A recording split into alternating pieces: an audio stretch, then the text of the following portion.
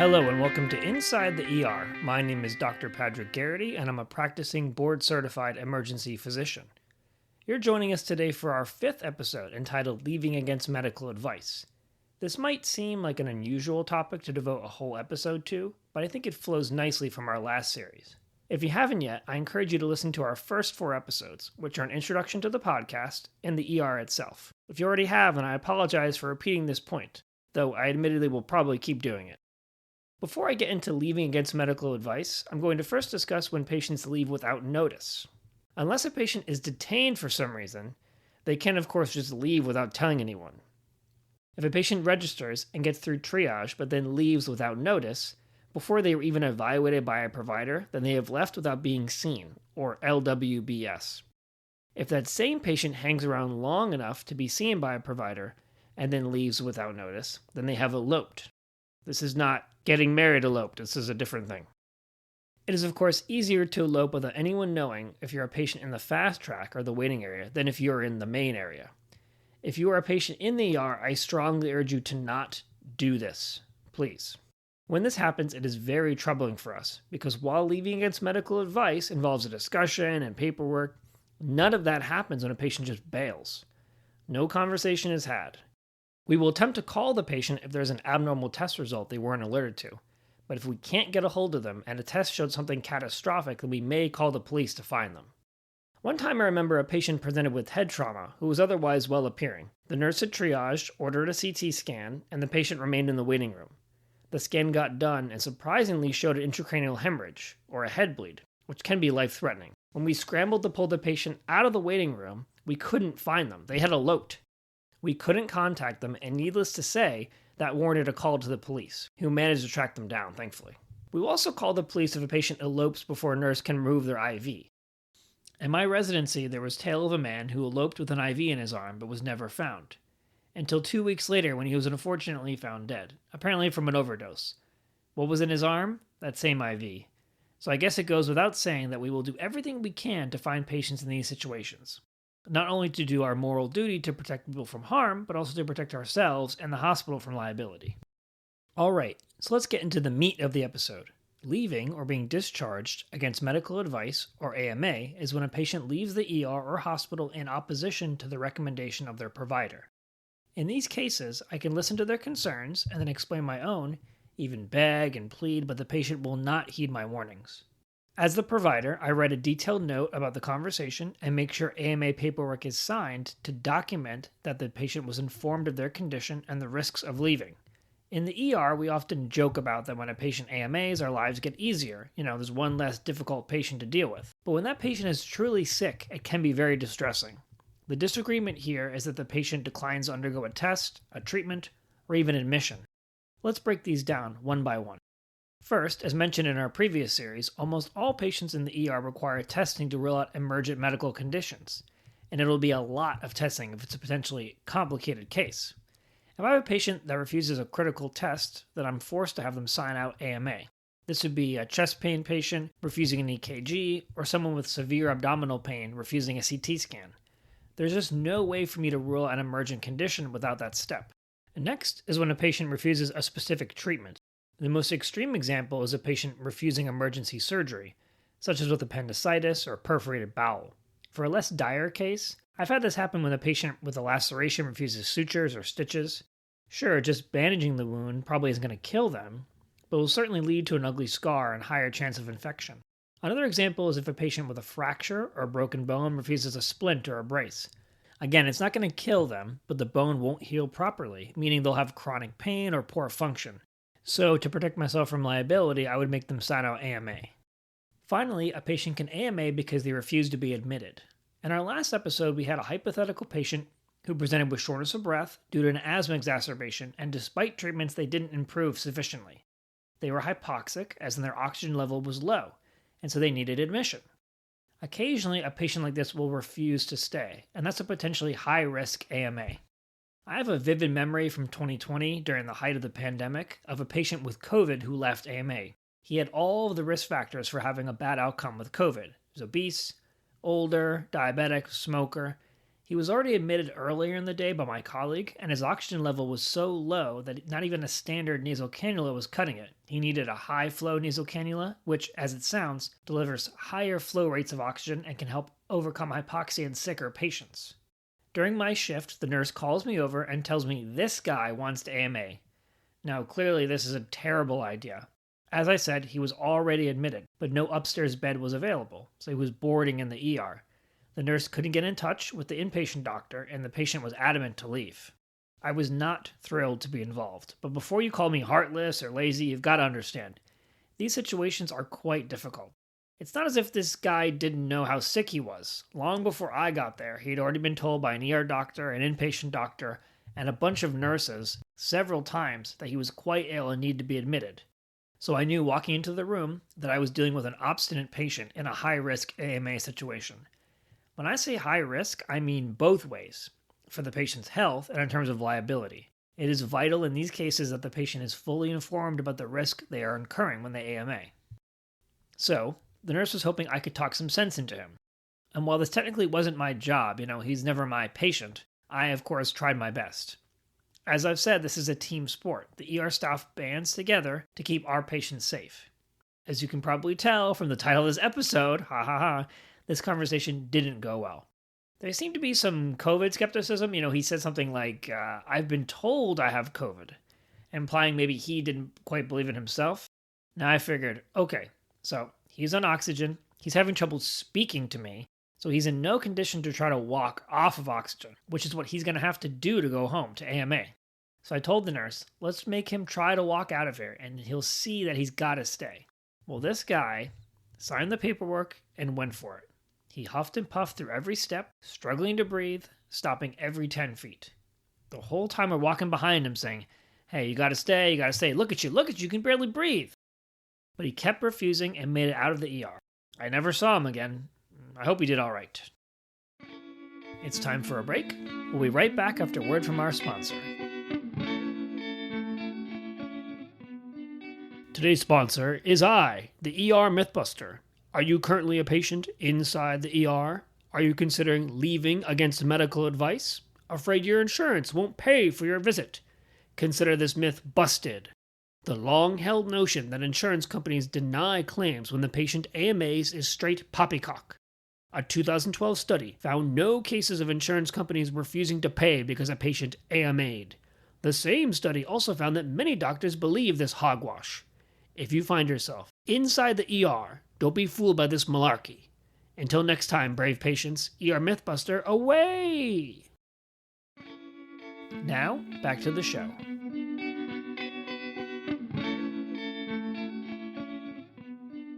As I said, in order to do this properly, the provider has to make sure that the patient is informed. My process is to explain the medical situation I believe the patient to be in, go over their results so far, tell them what I'm worried about, and then stress the need to adhere to my treatment plan.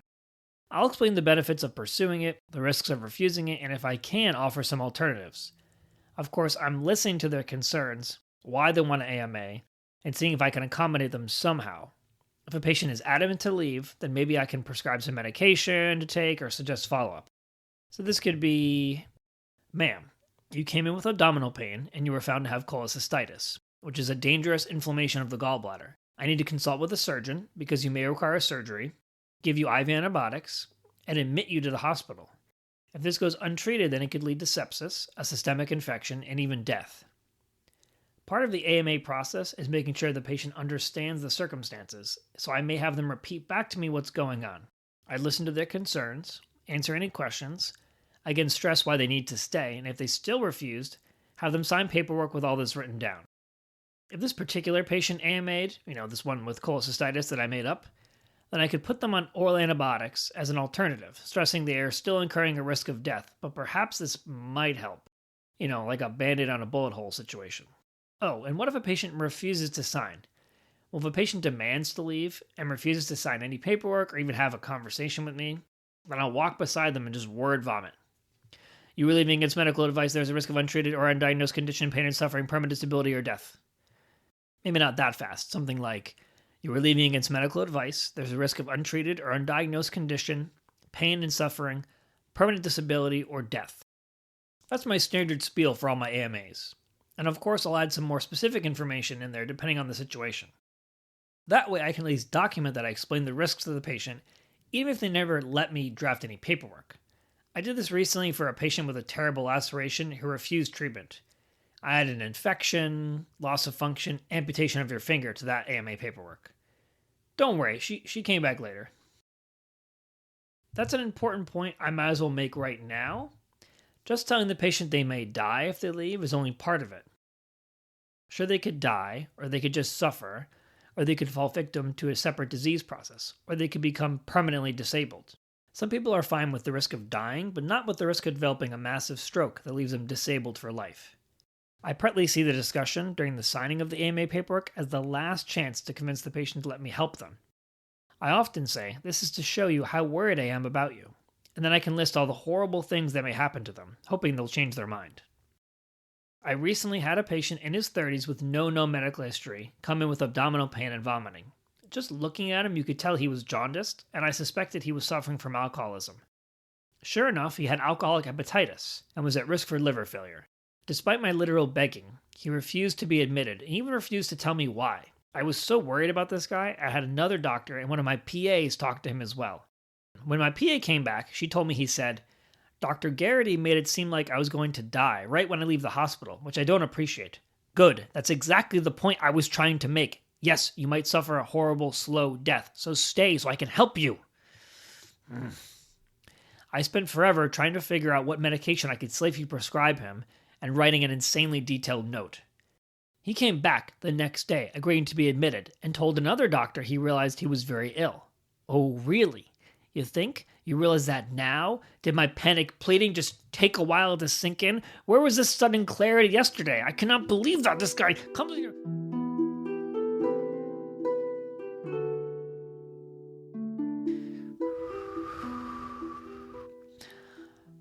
Okay, I'm sorry. Where was I? Oh, okay, all right, yeah. So why do people LWBS, elope, or AMA? There are, of course, a lot of reasons, but let's go through the main ones. First, long wait times. Self-explanatory. The longer the wait, the more people will decide it's just not worth it and bail. Second, family obligations. The patient has to take care of a loved one. Often patients tell me they have a disabled family member at home, or a child, or a dog. Often they need to go back to their dog. I get that. Third, drug addiction. This is unfortunately very common. Patients who abuse drugs will eventually feel withdrawal symptoms and want to leave AMA to, satiate that. Fourth, disagreement with the provider about how sick they are. "No, doctor, you're wrong. I'm going to be fine." Sure, maybe. Fifth, the patient doesn't like the provider or the hospital or the nurse or the food or whatever. Occasionally, I'll have a patient that is just unreasonable, offended by every little thing, and there's no talking them down. And the last, and by far most depressing, is financial hardship. Welcome to America, home of the worst health insurance system among the developed nations. With medical debt being the leading cause of bankruptcy, am I really surprised an uninsured patient wants to AMA? Now, of course, in all of these cases, we will do what we can within reason to accommodate or convince the patient to stay and finish their workup. Maybe I can give that patient something for withdrawal, or I can expedite a test. Some obstacles cannot be overcome. I can't go feed their dog, and some people cannot be convinced. They're just stubborn or an impossible home situation. Do you feel sad yet? Okay, let's move on. The reason you as the patient have the right to leave against medical advice is that you have autonomy, of course. Patient autonomy is the right of patients to make informed decisions about their medical care, including refusing it. Again, that informed part is key. When a patient is AMAing, they are told their results so far, and what else could be wrong, and hence the risks. Now, for you to be able to act on your autonomy, you have to have decisional-making capacity, as in have the ability in the first place to understand the risks and benefits of what you're deciding. If a patient does not have capacity, then they cannot AMA. An easy example is an intoxicated patient with head trauma. If a patient is intoxicated, they are not of sound judgment and lack the capacity to refuse treatment. The idea being that a reasonable person would want testing and treatment done to save their life. And as this intoxicated person is acting unreasonably, they can be forced to stay until they achieve sobriety and hence capacity. Another example would be a patient with a psychiatric disturbance If you are suicidal or actively hallucinating, then you likely lack capacity to make a life-threatening decision to refuse treatment. Specific situations can have a lot of layers and nuances that will complicate the picture. Occasionally, an ER provider will enlist the help of a psychiatrist to assess a patient and deem if they indeed have capacity to refuse care. An easy way to begin assessing capacity is to see if the patient is ANO times 4. Wait, have I explained that yet? I don't think so. The A in ANO means alert, as in the patient is awake and responsive to the environment. The O in ANO means oriented, and then times whatever number means to what degree. A person is expected to be oriented to their name, location, time, and the situation, what's going on. So generally, when assessing a patient's capacity, you need to make sure that they can state their name, where they are, what's the date or at least the year, and what their situation is. My name is Patrick Garrity. I'm at home. It is April 2024, and I'm slightly embarrassed by my voice as I record a podcast. That would work. It is common for patients with dementia or with a condition altering their mental status, intoxication, delirium, whatever, to be alert but not fully oriented. So they may know their name and location but not the year or why they're in the ER. So that could be ANO2. A patient with eyes open making purposeful movements but not speaking or writing is either ANO0 or they have a condition that is preventing them from communicating. An unconscious patient isn't even alert. There was an interesting case in residency. I think I'll get into it more in a later episode, of a patient with an intracranial hemorrhage who wanted to AMA. Sure, the patient is alert and oriented, but are they truly of sound mind, or is that brain bleed impacting their judgment? If a patient is off their mental baseline, they may not have capacity to refuse, but a patient with dementia who is at their baseline is a different situation. I've had patients with mild dementia who are otherwise alert and oriented, and so appear to have capacity to refuse. I've also had patients with severe dementia, and in those cases, whoever has decision-making authority over the patient can decide to AMA them. It's always important in these situations to make sure there's no family drama. One person claims to be power of attorney, the other close family disagree with the AMA, it's this whole thing. By the way, all this goes out the window if it's a kid. Adults with capacity have autonomy over their own bodies, and so have the right to refuse even if it's at great risk. A child, however, innately may not have this capacity. Essentially, parents, adults, can decide to put themselves at risk, but they cannot refuse life-saving medical care for their child. If a child in the ER has an emergent medical condition, and the parent tries to AMA them, then it is the moral duty of the provider to prevent them from leaving and call Child Protective Services, call CPS. The provider here wants to protect the child's health, and must defy the parents if they do not. My pediatric colleagues tell me that most parents will back down when they realize the consequences of doing this. Now, of course, there are gray areas here. If the parent wants to leave, and the provider thinks the risk of an emergent condition is low, then they may allow them to sign an AMA. It just depends on the situation. The last thing I'll say is that if you find yourself in a situation where you think you have to LWBS, elope, AMA, whatever, please remember everything I've said. Consider your options, and appreciate that the ER staff are trying to do their jobs. You can't take care of your family or your dog if you become disabled or die. On that uplifting note, that's it for this episode. We'll be back in 2 weeks. If you liked the episode, please follow, subscribe, download, leave a 5-star rating, and tell everyone you know. If you didn't like it, feel free to keep listening as a favor to me, and to everyone you know to do the same. You can send in your comments, and let me know if you like it when the TV in the waiting room has the sound on or off, to insidetheer@gmail.com. Thanks for listening, and all the best.